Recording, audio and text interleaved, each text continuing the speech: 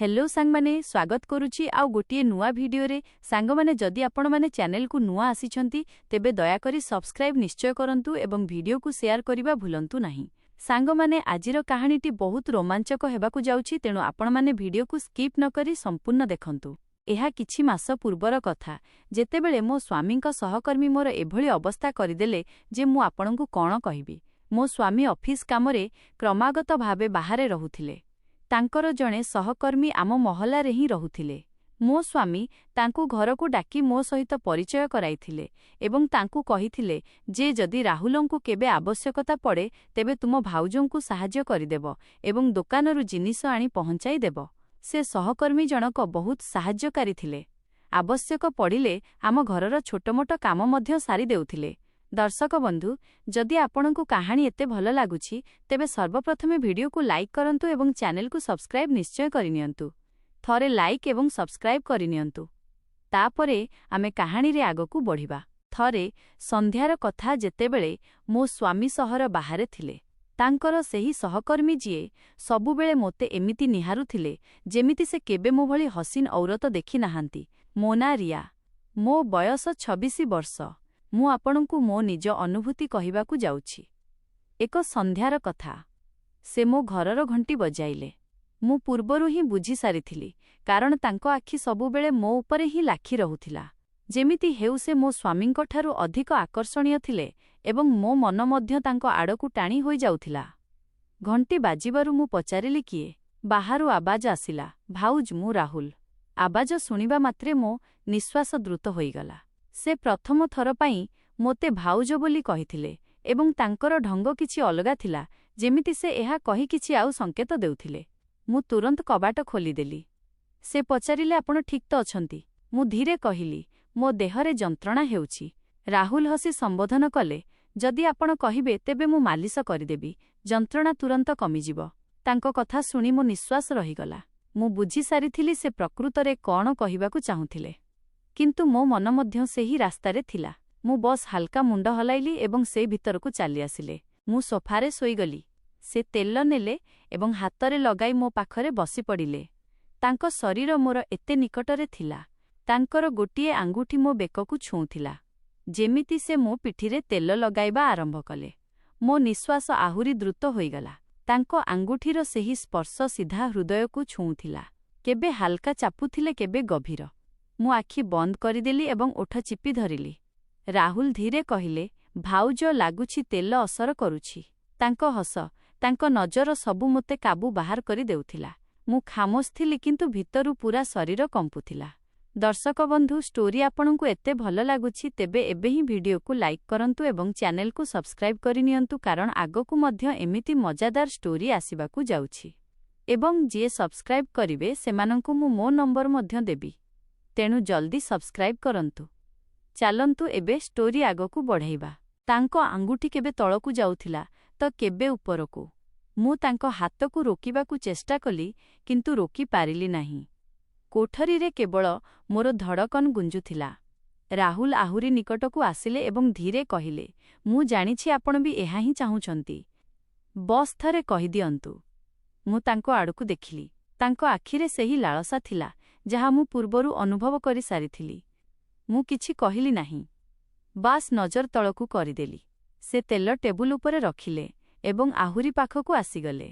एबे आम दुहिंक मध्यरे केवल गोटिए पादर दूरता थिला। मो आंगुठी तांको हाथ सहित धक्का हेला एवं मोते लागिला जेमिति विद्युत झटका लागिला। मु धीरे कहिली, राहुल। से हसी जवाब देले, बस भाउज, एबे बुझीगली। कोठरीर पवन गरम होईगला। कबाट लक थिला। स्वामी बाहरे थिले। मु एवं राहुल एमिति एक मुकामरे थिलु जेउठारु फेरिबा मुस्किल थिला। राहुल मो आखिरे सीधा देखिबाकु लागिले। तांको नजर जेमिति पूरा शरीरकु मापुथिला। मु चुप थिली, बास ओठ कामुडुथिली। से धीरे कहिले, भाउज आपण किछि कहुनाहांती काहेकि? आपणको चेहरारे सबु सफा अछि। मो पई संभाळिबा मुस्किल हेउथिला। मो दिल जोररे धड़कउथिला। मु निजकु काबू कली एवं तांको आडकु बुलिली। से धीरे करी आहुरी निकटकु आसिले। तांको हाथ मो कमर उपरे रहिगला। मु गोटिए मुहूर्त पई कठिन होईगली, किंतु पर मुहूर्तरे मो आखि बंद करिदेली, जेमिति मु मध्य प्रस्तुत थिली। ରାହୁଲ ଧୀମା ଆବାଜରେ କହିଲେ, ଏବେ ଯନ୍ତ୍ରଣା କମ୍ କରିବାର ଅଛି କି ଆହୁରି ବଢ଼ାଇବାର ଅଛି? ମୋ ଓଠରେ ହାଲକା ହସ ଆସିଲା, କିନ୍ତୁ ମୁଁ ଚୁପ୍ ରହିଲି। ତାଙ୍କ ଆବାଜ, ତାଙ୍କ ନିଶ୍ୱାସ ସବୁ ମୋ ଭିତରେ ବୁଲୁଥିଲା। କୋଠରୀରେ କେବଳ ଲ୍ୟାମ୍ପର ମଧ୍ୟମ ଆଲୋକ ଥିଲା। ସେହି ଆଲୋକରେ ତାଙ୍କ ଚେହେରା ଆହୁରି ସଫା ଦେଖାଯାଉଥିଲା। ମୁଁ ତାଙ୍କ ପ୍ରତ୍ୟେକ ହରକତ ଅନୁଭବ କରୁଥିଲି। ଯେତେବେଳେ ସେ ଦୁଇ ହାତ ମୋ କମର ଉପରେ ରଖିଲେ, ତେବେ ମୁଁ ନିଶ୍ୱାସ ଭିତରକୁ ଟାଣିଲି। ମୁଁ ଧୀରେ କହିଲି, ରାହୁଲ, ଏବଂ ସେ ବିନା ଅଟକି ଜବାବ ଦେଲେ, ବସ୍ ଭାଉଜ, ମୁଁ ତ ଆପଣଙ୍କ ପାଇଁ ହିଁ ଆସିଛି। ମୋତେ ଲାଗିଲା ଯେମିତି ସବୁକିଛି ଥମିଯାଇଛି। ତାଙ୍କ ହାତ ଧୀରେ ଧୀରେ ତଳ ଆଡ଼କୁ ବଢ଼ୁଥିଲା ଏବଂ ମୋ ଶରୀର ନିଜେ ନିଜେ ଢିଲା ପଡ଼ିଯାଉଥିଲା। ମୁଁ ତାଙ୍କ ହାତ ଧରି ରୋକିବାକୁ ଚେଷ୍ଟା କଲି, କିନ୍ତୁ ଭିତରୁ ରୋକି ପାରିଲି ନାହିଁ। ସେ ନିଜ ଚେହେରା ଏତେ ପାଖକୁ ଆଣିଲେ ଯେ ମୁଁ ତାଙ୍କ ନିଶ୍ୱାସ ଅନୁଭବ କରୁଥିଲି। ମୋ ଆଖି ସାମ୍ନାରେ କେବଳ ତାଙ୍କ ଚେହେରା ଥିଲା। ତାଙ୍କ ହସ ଯେମିତି କହୁଥିଲା, ଏବେ ତୁମେ ମୋର। ମୁଁ ମୁଣ୍ଡ ହାଲକା ନୁଆଁଇଲି ଏବଂ ସେହି ମୁହୂର୍ତ୍ତରେ ମୁଁ ନିଜକୁ ରୋକିପାରିଲି ନାହିଁ। ରାହୁଲ ଧୀରେ କହିଲେ, ଭାଉଜ, ଆପଣଙ୍କ ସ୍ୱାମୀଙ୍କୁ କେବେ ଜଣାପଡ଼ିବ ନାହିଁ। ଆପଣ ବସ୍ ଆଜିର ସନ୍ଧ୍ୟାକୁ ସ୍ମରଣୀୟ କରିଦିଅନ୍ତୁ। ମୋ ଆଙ୍ଗୁଠି ତାଙ୍କ ହାତ ଉପରେ ଜୋରରେ ଚାପି ହୋଇଗଲା ଏବଂ ମୁଁ ବସ୍ ତାଙ୍କୁ ଦେଖୁଥିଲି। ଦିଲରେ ଡର ଥିଲା, କିନ୍ତୁ ସେହି ଡରଠାରୁ ଅଧିକ ଏକ ଅଜବ ଉମଙ୍ଗ ଥିଲା। ସମୟ ଥମି ଯାଉଥିଲା। କବାଟ ବନ୍ଦ ଥିଲା। ଘର ଶାନ୍ତ ଥିଲା ଏବଂ ମୁଁ ଏବଂ ରାହୁଲ ଏକ ଏମିତି ରେଖାର ଦୁଇ ପାର୍ଶ୍ୱରେ ଥିଲୁ। ସେହି ରେଖାକୁ ପାର କରିବା ମାତ୍ରେ ସବୁ ବଦଳି ଯାଉଥିଲା। ମୁଁ ହସି ବସ୍ ଏତିକି କହିଲି, ତୁମେ ରହିବାକୁ ବାଲା ନୁହଁ ଏବଂ ମୁଁ ରୋକିବାକୁ ବାଲି ନୁହଁ। ସେ ସିଧା ଜବାବ ଦେଲେ, ତେବେ ଦେରି କାହିଁକି ଭାଉଜ? ଏବଂ ଯେମିତି ସେ ମୋତେ ନିଜ ଆଡ଼କୁ ଟାଣିଲେ, ମୋର ସବୁ ସଂଯମ ଭାଙ୍ଗିଗଲା। ରାହୁଲ ମୋତେ ନିଜ ବାହୁରେ ଟାଣିନେଲେ। ଗୋଟିଏ ମୁହୂର୍ତ୍ତ ପାଇଁ ଲାଗିଲା ଯେମିତି କୋଠରୀ ବୁଲୁଛି। ତାଙ୍କ ଛାତି ମୋର ଏତେ ନିକଟରେ ଥିଲା। ତାଙ୍କ ନିଶ୍ୱାସ ମୋ ବେକକୁ ଛୁଉଁଥିଲା। ମୋ ଦିଲ ଏତେ ଜୋରରେ ଧଡ଼କଉଥିଲା ଯେ ମୋତେ ନିଜେ ଶୁଭୁଥିଲା। ମୁଁ ଦୂରକୁ ଯିବାକୁ ଚେଷ୍ଟା କଲି, କିନ୍ତୁ ସେ ମୋ କବଜି ଧରି ପକାଇଲେ। ହାଲକା ହସ ସହିତ କହିଲେ, ଏବେ ତ ଆପଣ ମୋତେ ରୋକିପାରିବେ ନାହିଁ ଭାଉଜ। ମୋ ଆଖି ତଳକୁ ଥିଲା, କିନ୍ତୁ ଓଠରେ ହସ ନିଜେ ନିଜେ ଆସିଗଲା। ମୁଁ ନିଜେ ବି ତ ଏହା ହିଁ ଚାହୁଁଥିଲି। ବସ୍ କହିବାର ସାହସ ନଥିଲା। ରାହୁଲ ଗୋଟିଏ ହାତରେ ମୋ ସଲୱାରକୁ ସମ୍ଭାଳିଲେ ଏବଂ ଅନ୍ୟ ହାତରେ ମୋ କମରକୁ କଷିଲେ ଏବଂ ମୁଁ ତାଙ୍କ ଆଡ଼କୁ ଚିପି ହୋଇଗଲି। ମୁଁ ଧୀରେ କହିଲି, ରାହୁଲ, ବସ୍ କର। କିନ୍ତୁ ଆବାଜ ଏମିତି ଥିଲା ଯେମିତି ରୋକିବା ନୁହଁ, ଡାକୁଛି। ସେ ଆହୁରି ନିକଟକୁ ଆସିଲେ ଏବଂ ମୋ କାନରେ କହିଲେ, ବସ୍ ଥରେ କହିଦିଅ ରହିଯିବି, ନଚେତେବେ ମୁଁ ରହିବି ନାହିଁ। ମୋ ନିଶ୍ୱାସ ଆହୁରି ଦ୍ରୁତ ହୋଇଗଲା। ମୁଁ ଓଠ ଚିପି ଧରିଲି, କିନ୍ତୁ ଆଖିରେ ସବୁ ସଫା ଥିଲା। କୋଠରୀରେ କେବଳ ଲ୍ୟାମ୍ପ ଜଳୁଥିଲା। ତାର ଆଲୋକରେ ତାଙ୍କ ଚେହେରାର ପ୍ରତ୍ୟେକ ରେଖା ସଫା ଦେଖାଯାଉଥିଲା। ତାଙ୍କ ନଜର ମୋ ଆଖିରୁ ଓଠ ଉପରେ ଅଟକିଗଲା। ମୁଁ ବୁଲି ତାଙ୍କୁ ଦେଖିଲି ଏବଂ ବସ୍ ଏତିକି କହିଲି, ତୁମକୁ ବୁଝାଇବା ପାଇଁ ମୋତେ କହିବାକୁ ପଡ଼େ ନାହିଁ। ଏହା ଶୁଣି ରାହୁଲ ଗଭୀର ନିଶ୍ୱାସ ନେଲେ ଏବଂ ମୋତେ ଆହୁରି ପାଖକୁ ଟାଣିନେଲେ। ଏବେ ଆମ ଭିତରେ କୌଣସି ଦୂରତା ନଥିଲା। ତାଙ୍କ ହାତ ମୋ କମର ଉପରକୁ ଚଢ଼ିଲା ଏବଂ ମୁଁ ଆଖି ପତା ବନ୍ଦ କରିଦେଲି। ସେହି ମୁହୂର୍ତ୍ତରେ ଲାଗିଲା ଯେମିତି ସବୁ ଥମିଯାଇଛି। କବାଟ ବନ୍ଦ, ଘର ଖାମୋଶ ଏବଂ ଆମେ ଦୁହେଁ ଏକୁଟିଆ। ସ୍ୱାମୀ ବାହାରେ ଥିଲେ ଏବଂ ମୁଁ ମୋ ସ୍ୱାମୀଙ୍କ ସହକର୍ମୀଙ୍କ ବାହୁରେ ଥିଲି। ରାହୁଲ କହିଲେ, ଭାଉଜ, ଆଜି ପରେ ସବୁକିଛି ବଦଳିଯିବ। ମୁଁ ଆଖି ବନ୍ଦ ରଖି ହାଲକା ଆବାଜରେ କହିଲି, ଯାହା ହେବାର ଅଛି ହୋଇଯିବା ଦିଅ ଏବଂ ପର ମୁହୂର୍ତ୍ତରେ ରାହୁଲ ଆଗକୁ ବଢ଼ିଲେ, ଯେଉଁଠାରୁ ଫେରିବା ନାମୁମକିନ ଥିଲା। ରାହୁଲଙ୍କ ଚେହେରା ମୋର ବରାବର ପାଖରେ ଥିଲା। ତାଙ୍କ ନଜର ମୋ ଆଖିରୁ ଓଠ ପର୍ଯ୍ୟନ୍ତ ବୁଲୁଥିଲା। ମୁଁ ଓଠ ଚିପି ଧରିଲି ଏବଂ ତାଙ୍କ ଲାଳସା ସଫା ଦେଖାଯାଉଥିଲା। ମୁଁ ଧିମା ଆବାଜରେ କହିଲି, ରାହୁଲ, ଯଦି କେହି ଆସିଯିବ ତ? ସେ ହସି ଜବାବ ଦେଲେ, କବାଟ ବନ୍ଦ ଅଛି ଏବଂ ଘରେ କେହି ନାହାନ୍ତି। ଏବେ କେବଳ ମୁଁ ଏବଂ ଆପଣ ଅଛନ୍ତି। ତାଙ୍କ ଆବାଜ ଏତେ ମିଠା ଥିଲା ଯେ ମୋ ଗୋଡ଼ ନରମ ପଡ଼ିଗଲା। ମୋ ଦିଲ କହୁଥିଲା ରହିଯା, କିନ୍ତୁ ଜିସମ କହୁଥିଲା ଆଗକୁ ବଢ଼। ରାହୁଲ ଗୋଟିଏ ହାତରେ ମୋ କମରକୁ ଆହୁରି କଷିଲେ ଏବଂ ଅନ୍ୟ ହାତରେ ମୋ ସଲୱାର ସାଇଡ୍ କଲେ। ତାଙ୍କ ଆଙ୍ଗୁଠି ମୋ ବେକରୁ ଖସି ତଳକୁ ଗଲା। ମୋ ନିଶ୍ୱାସ ପୁଣି ଦ୍ରୁତ ହୋଇଗଲା। ମୁଁ ତାଙ୍କ ଆଡ଼କୁ ବୁଲି କହିଲି, ତୁମେ ବୁଝିପାରୁନାହଁ। ମୁଁ ନିଜକୁ ରୋକିପାରିବି ନାହିଁ। ରାହୁଲ ଆହୁରି ନିକଟକୁ ଆସିଲେ ଏବଂ ଧୀରେ କହିଲେ, ସେଥିପାଇଁ ତ ଆସିଛି, ଆପଣଙ୍କୁ ରୋକିବାକୁ ନୁହଁ, ବରଂ ଖୁସି କରିବାକୁ। ସେହି ମୁହୂର୍ତ୍ତରେ ମୋ ଆଖି ତାଙ୍କ ଚେହେରା ଉପରେ ଅଟକିଗଲା। ତାଙ୍କ ଅନ୍ଦାଜ, ତାଙ୍କ ଆବାଜ ସବୁ ମୋତେ ଟାଣୁଥିଲା। ମୁଁ ହାତ ତାଙ୍କ ଛାତି ଉପରେ ରଖିଲି ଯେମିତି ଦୂର କରୁଛି, କିନ୍ତୁ ସେ ଦୂର ହେଲେ ନାହିଁ, ବରଂ ଆହୁରି ପାଖକୁ ଆସିଗଲେ।